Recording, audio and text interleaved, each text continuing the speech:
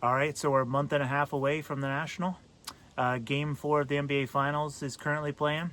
No spoilers, don't worry. Let's face some facts.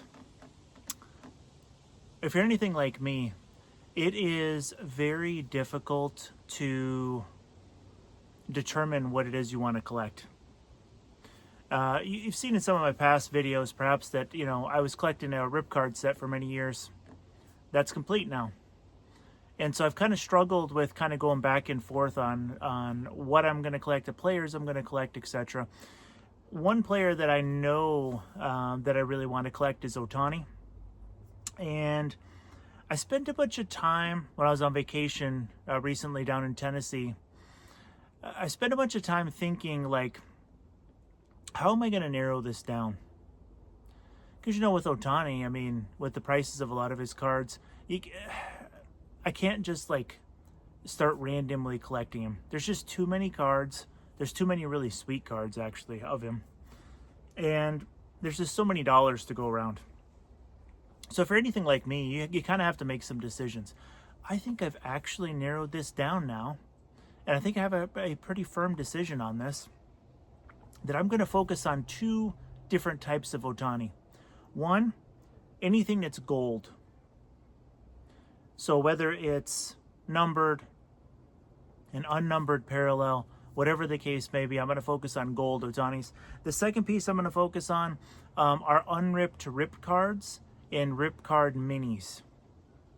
And so this first card that I'm going to show you today, in preparation one for the National, in terms of continuing to collect, but trying to be reasonable and narrowing the scope. I guess that's my first big thing for today, because you only have a certain amount of hobby dollars. I only have a certain amount of hobby dollars, and I don't want to just stop collecting for the next month and a half, but I want to narrow it down enough where I'm not going to be spending absurd amounts of money. And so this first card that I got is a 2024 Allen and Ginter Ohtani mini exclusive. So this is one of the minis from a rip card. It's in his Dodgers uniform. It's in a mint 9. These are relatively low pop. I don't think the population on these is ever going to get super high. Excuse the airplane flying over. There's been a bunch of planes. Oh, that one's a float plane. Nice. There's been a bunch of planes flying over this afternoon. But back to the card. So I don't think the pop count on those minis that are coming from rip cards are ever going to be that high. One, because a lot of the rip cards don't get ripped. Some of them, may not get pulled for a long period of time, especially if it's a hot product and the product goes up. People kind of stop ripping some of that.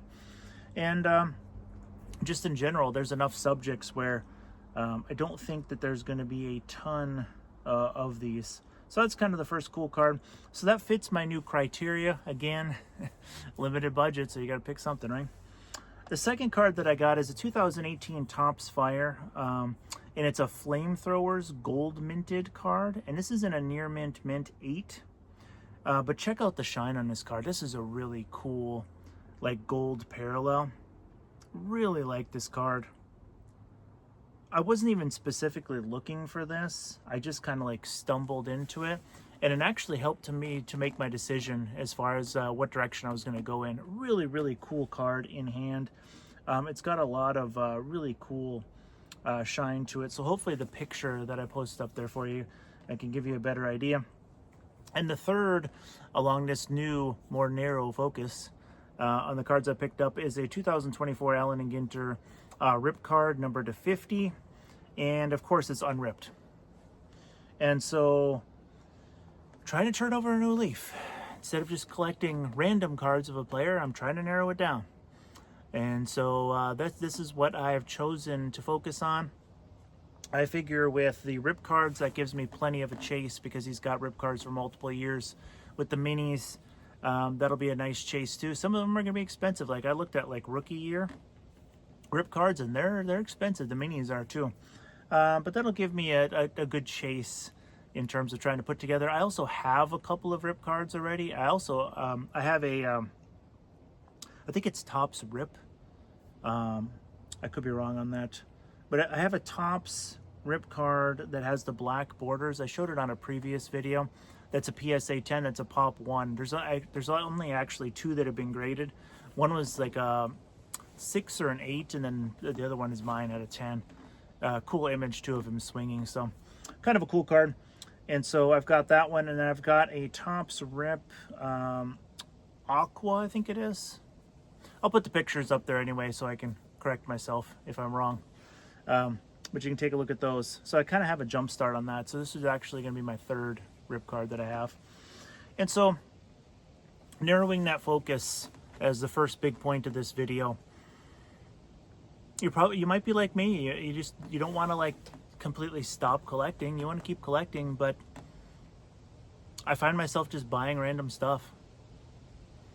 And I'm in the process now of going through some things to kind of start narrowing down the collection a little bit, kind of trimming a little bit. Not trimming in the sense of altering cards. That's not what I mean. I mean like narrowing down what I have in my collection by selling some things off.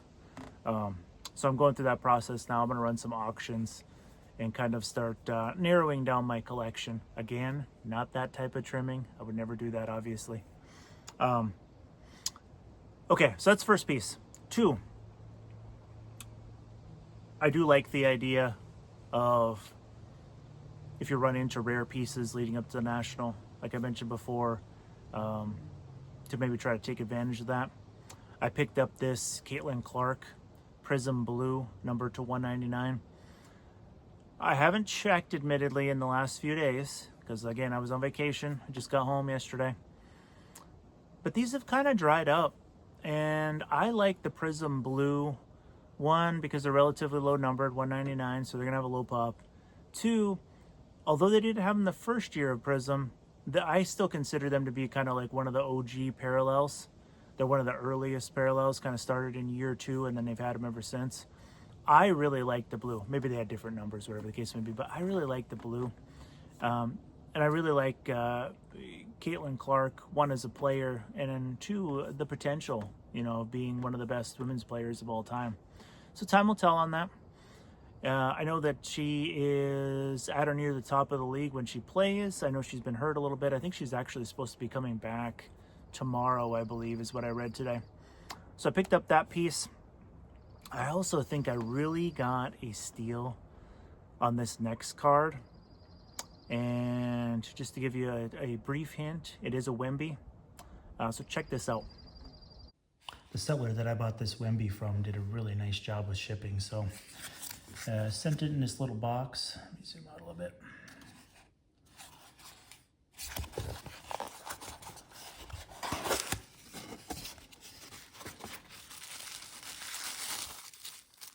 And this card is a beauty. I've said it before.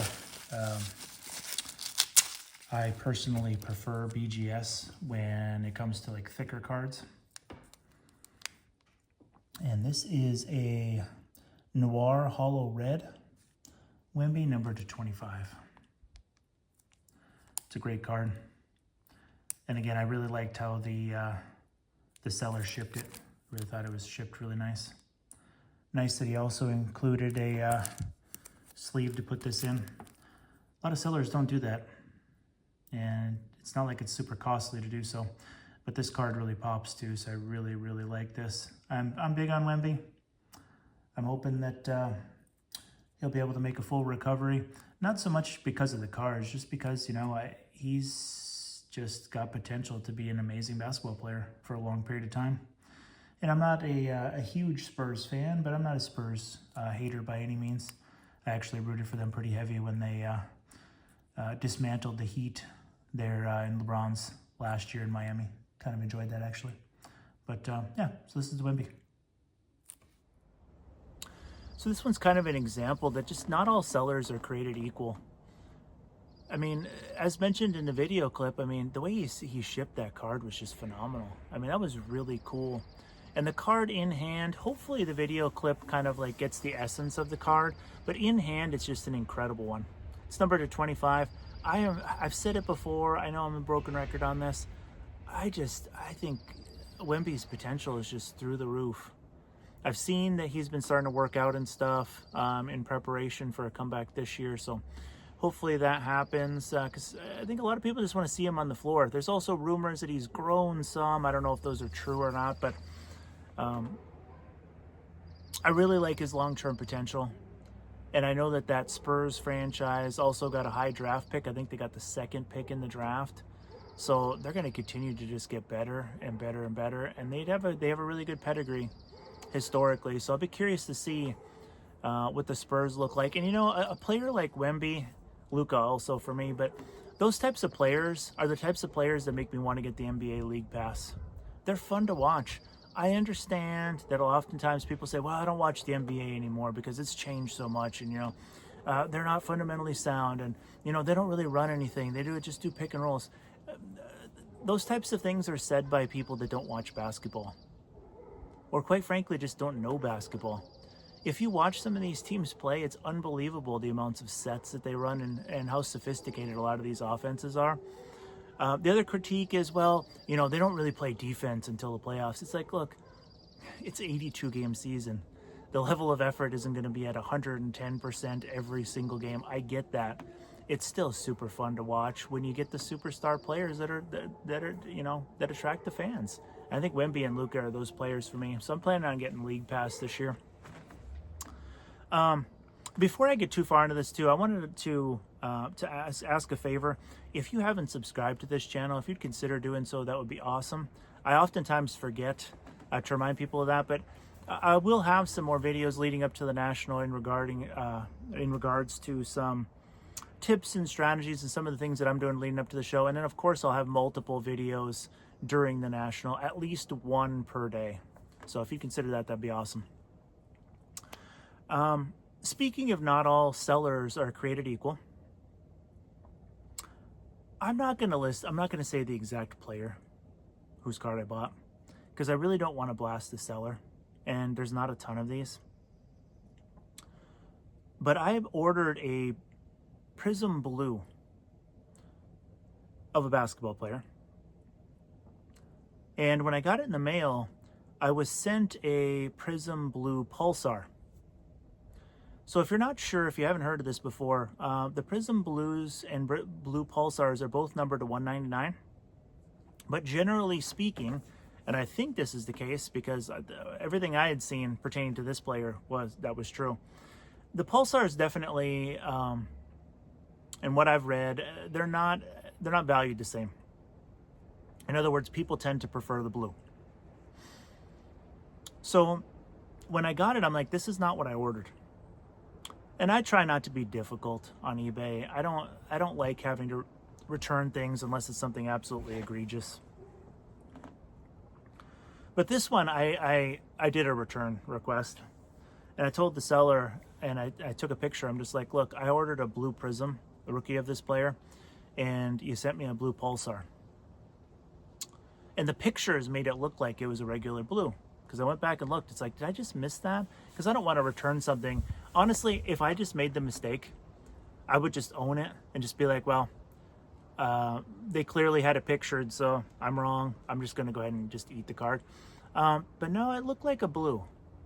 Because I kind of remember weeding those out. I just didn't want a Pulsar. Just not my thing. And so the seller pushed back, and it was this long thing. Long story short, I got a refund. I sent it back, and everything there went smooth. But I guess part of the lesson is, if you're a seller, make sure you fully understand what it is that you're selling. And if somebody points something out like that to you, just own it. Even if you just messed up, if you truly just didn't know, own it and understand that sometimes people aren't trying to rip you off. I wasn't trying to rip off the seller. But just own the fact that you made a mistake, accept the refund, and move on. Now, I haven't left negative feedback. I was definitely going to when I had to go through all that. I haven't yet, and I may not. You know, I'm just ready to kind of move on from that.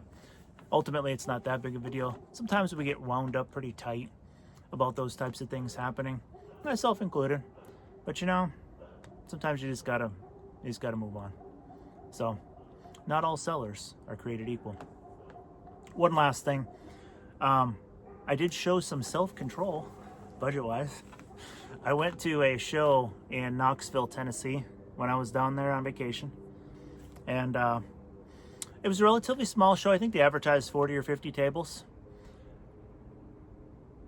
A lot of Pokemon. I'm not going to judge anybody that collects Pokemon. It's not my thing. I'm really not one to judge. It's like, hey, I collect sports cards, so I'm not going to sit here and judge what you collect. Collect what you want. But it's not for me. How about that?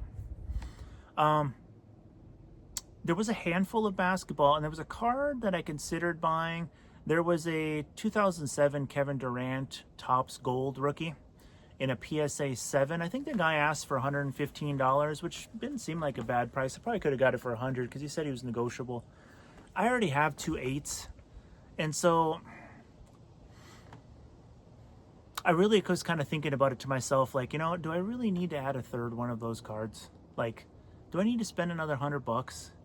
Or am I better served just hanging on to that money, adding it to the pond for the National, and then just, you know, having a slightly bigger budget there?